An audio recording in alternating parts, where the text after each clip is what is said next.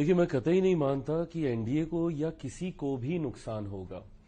नुकसान सिर्फ उस सोच को होगा जो समाज में एक असामाजिक तत्वों के माध्यम से चुनाव प्रणाली को प्रभावित करने का प्रयास करती हैं।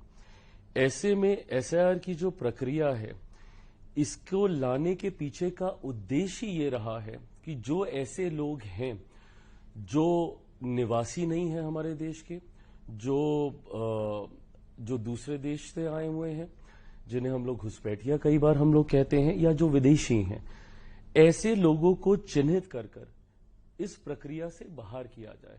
ये एक बहुत बड़ा अधिकार होता है। मताधिकार हमारे देश के सबसे बड़े अधिकारों में से एक है। इसका कोई नाजायज लाभ उठाए, ये कतई उचित नहीं है और ऐसे नहीं होने दिया जाना चाहिए। और समय समय पर इसीलिए इस प्रक्रिया का पालन भी किया जाता है। देश जब से आजाद हुआ 4 बार इस प्रक्रिया का पालन किया जा चुका है। इस बार भी कारण इसके पीछे विपक्ष ही रहा है, क्योंकि विपक्ष ही बार बार हर चुनाव के बाद चुनाव आयोग का दरवाजा खटखटाता था और बार बार ये शिकायत करता था कि वोटर लिस्ट में धांधली हुई है, वोटर लिस्ट में गड़बड़ी हुई है। लोकसभा चुनाव के बाद भी इन लोगों ने ऐसा ही किया। दिल्ली चुनाव के बाद, महाराष्ट्र के चुनाव के बाद तो अभी तक ये लोग हम लोग को कोसते ही इसी बात को कहकर हैं कि आप लोगों ने वोटर लिस्ट में धांधली की है। तो ऐसे में जब आप इस बात का अविश्वास पैदा कर रहे हैं कि वोटर लिस्ट में किसी तरीके की धांधली हुई है या वो प्रक्रिया सही नहीं है, तो उसको सुचारू करने के लिए या उसको सही करने के लिए एक इंटेंसिव रिवीजन की जरूरत थी और उसी को आज अपनाया जा रहा है। पर आज जब उस इंटेंसिव रिवीजन को अपनाया जाता है तो विपक्ष फिर से भ्रमित करने का काम करता है कि भाई वोटर लिस्ट के साथ हम लोग छेड़छाड़ कर रहे हैं। बल्कि इस प्रक्रिया को सेम उसी रूप में अपनाया जा रहा है जिस रूप में इससे पहले में इस प्रक्रिया का पालन किया गया था। सिर्फ पूरा का पूरा फॉर्मेट वैसा ही, सिर्फ अगर इसमें एक बदलाव किया गया है तो सिर्फ टेक्नोलॉजी को लेकर बदलाव हुआ है। पहले आपको फिजिकली जाके डॉक्यूमेंटेशन आपको सबमिट करने होते थे, अब आप इसको ऑनलाइन भी कर सकते हैं। इसके अलावा इसके प्रोसेस में कहीं कोई और बदलाव नहीं किया गया है। आप जाएंगे चुनाव आयोग शिकायत करने, चुनाव आयोग आपकी शिकायत को गंभीरता से लेते हुए जब उसके लिए एक रास्ता निकालता है, उस रास्ते पे भी आपको शिकायत होती है। हकीकत यह है, विपक्ष ने एक नए राजनीति का तरीका ढूंढ लिया। आजकल ये लोग हर विषय को लेकर जनता को भ्रमित करने का कार्य करते हैं। उदाहरण के तौर पर लोकसभा का जब चुनाव हुआ, इन्होंने पूरा चुनाव ये कहते हुए इन लोगों ने बिता दिया कि अगर मोदी तीसरी बार आ गए तो देश से आरक्षण समाप्त हो जाएगा, संविधान की हत्या हो जाएगी, लोकतंत्र की हत्या हो जाएगी। आज 1 साल से ज्यादा हो गया चुनाव हुए, नई सरकार बने हुए। आप बता दीजिए कहां का लोकतंत्र समाप्त हुआ या कहां का संविधान समाप्त कर दिया गया या किसका आरक्षण छीन लिया गया। इसी प्रकार इन लोगों ने सीए जब आया था, एक नागरिकता देने वाले कानून को इन लोगों ने नागरिकता छीनने वाला कानून बताकर देश भर में आगजनी का माहौल बना के रखा था। ऐसे में आज सीए को इतना समय हो गया, बता दीजिए किसकी नागरिकता छीन ली गई। उस वक्त भी माइनॉरिटीज को ही इन लोगों ने टारगेट किया था और कहा था कि इसमें से जितने माइनॉरिटीज हैं उनकी नागरिकता छीन ली जाएगी। किसकी नागरिकता छीन ली गई? अब उसी प्रकार एसआईआर को लेकर भी, और इसमें भी माइनॉरिटीज को ही भ्रमित किया जा रहा है कि भाई माइनॉरिटीज की नागरिकता छीन ली जाएगी। बल्कि जो आंकड़े सामने आए हैं, अगर मैं बिहार की मैं बात करूं तो उसमें पटना, जो कि अर्बन वोटर्स हैं, जिसको कहीं ना कहीं आप एनडीए का वोटर, भाजपा का वोटर कहा जाता है, सबसे ज्यादा तो वहां से लोगों के नाम कटे हैं। तो सिर्फ झूठ बोलना, लोगों को डराकर अपने पक्ष में करना, ये विपक्ष की राजनीति का हिस्सा बन गया और वही प्रयास ये लोग एसआईआर को लेकर भी कर रहे हैं। देखिए, मैं नहीं मानता आज की तारीख में लोग इतने जागरूक हैं और उनको समझ में आता है कि कौन सी बात का राजनीतिकीकरण करने के उद्देश्य से जनता को भ्रमित किया जा रहा है। बिहार के लोग इन बातों को भली भांति जानते हैं। विपक्ष को किस तरीके से आपको डराने का कार्य करता है, कई चुनाव में निरंतरता में बिहार के लोगों ने इस बात का अनुभव किया है। मैं नहीं मानता कि बिहार के लोग इनकी इन बातों में आएंगे। इनका ये कहना कि भैया चुनाव से ठीक पहले क्यों, ये देश भर में इस प्रक्रिया को लागू किया जाएगा। इंटेंसिव रिवीजन को देश के हर एक राज्य में लेकर जाया जाएगा।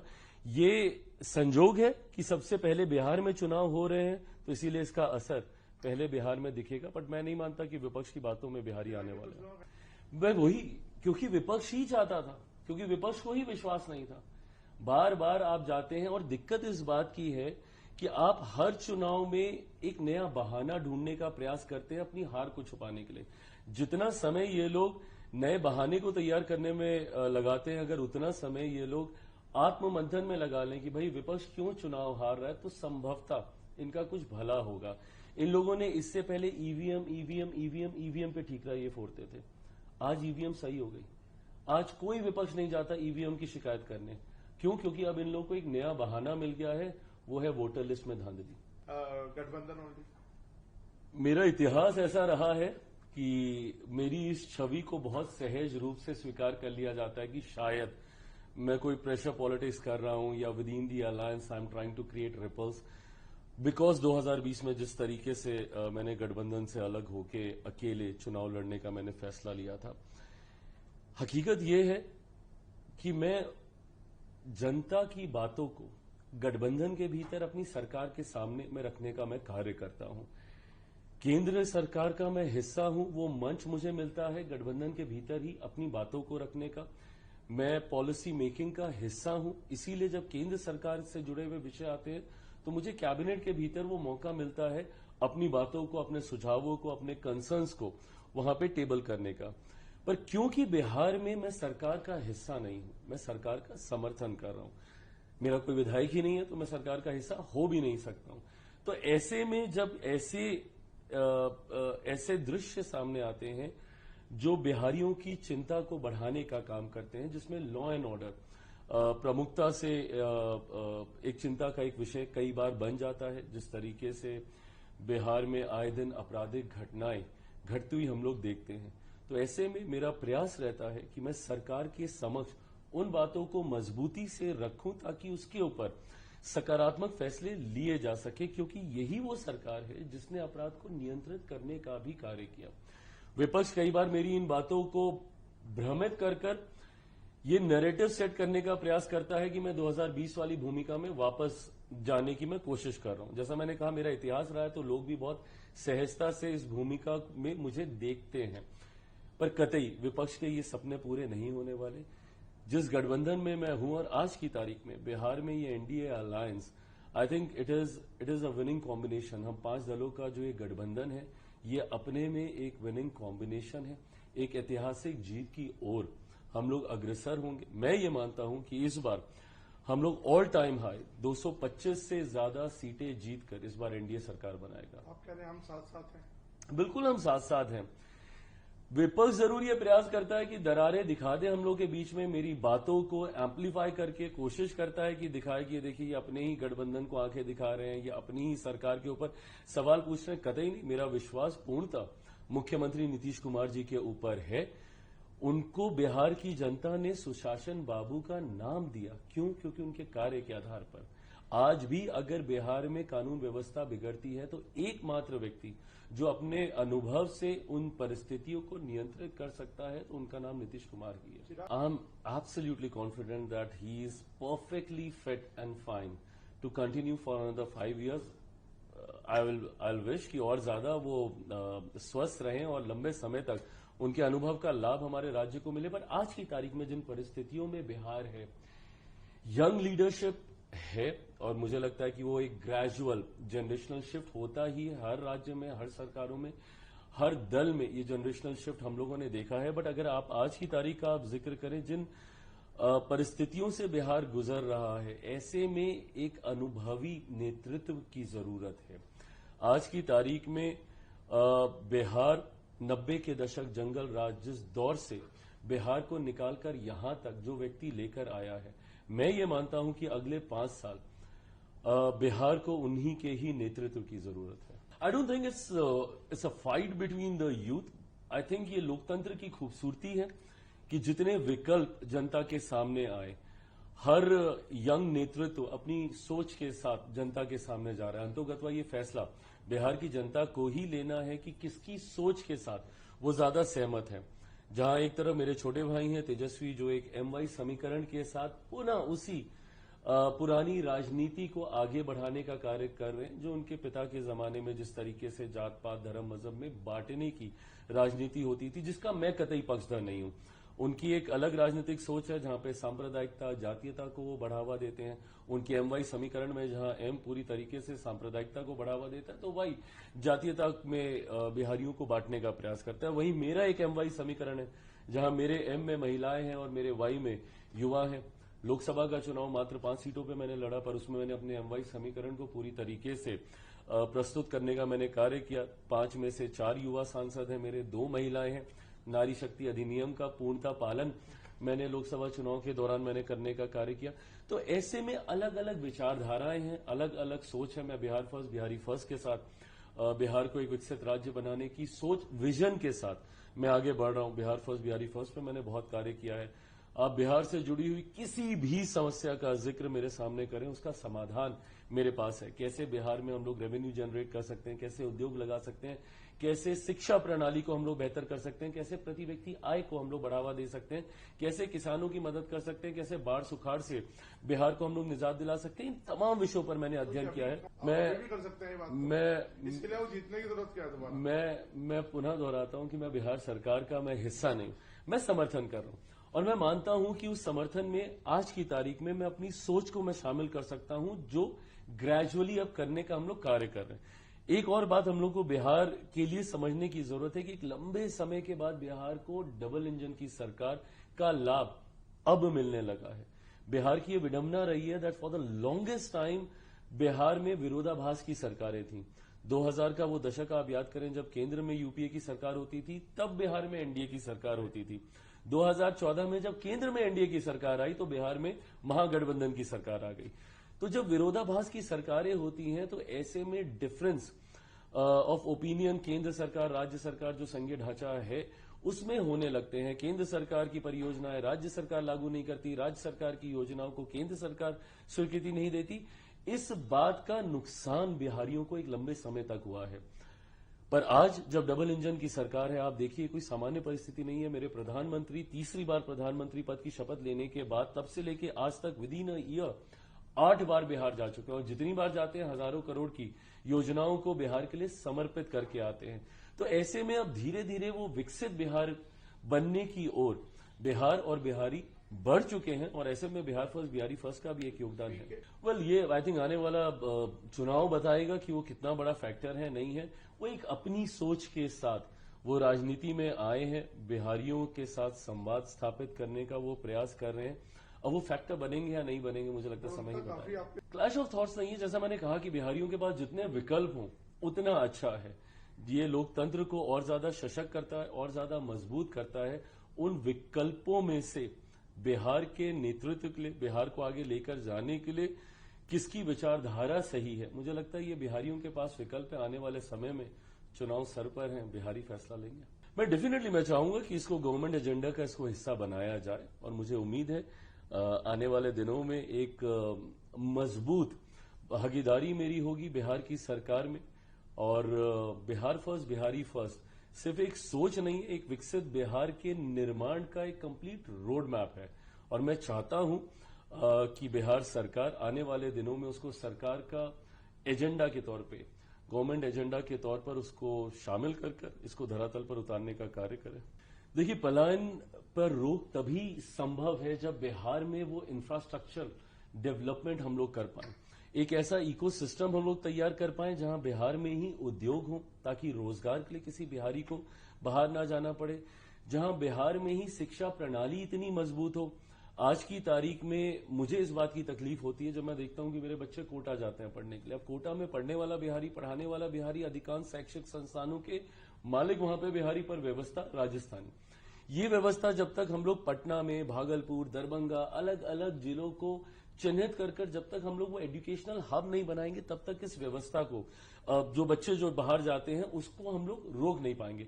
अब होता क्या है कि जब बच्चा पढ़ने के लिए बाहर जाता है, उसके बाद वो वहीं से दूसरे राज्यों में जाकर नौकरी ढूंढता है, वहीं पे नौकरी करता है, वहीं पे घर खरीदता है, वहीं पे शादी करता है, वहीं पे बच्चे पैदा करता है, और फिर उसी राज्य का या उस देश का होकर रह जाता है जिस देश में वो पलायन करके गया।